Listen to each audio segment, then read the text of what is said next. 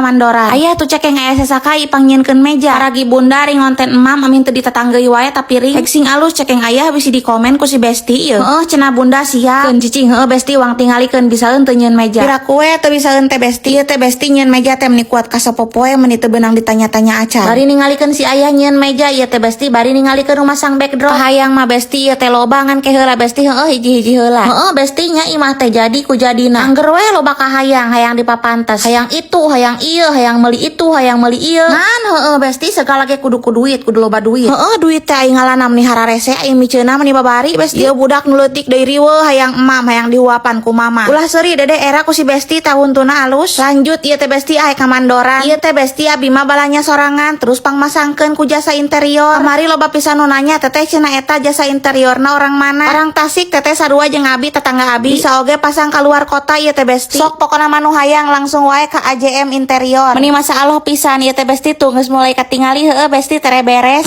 Baheula mah Besti sok bati ningali we imah batur meni aralus cek. Alhamdulillah Besti ayeuna bagian imah abi meni terhura Besti. Pamer cenah meni sagala ditingalikeun. Ece atuh da yeung ngaranna oge konten kreator ece jadi sagala kudu divideokeun. Teu karasa Besti tuh geus beres we masang teu tingali geus ngepel geus ngareunah. Yeuh uang sepil Besti. Tring.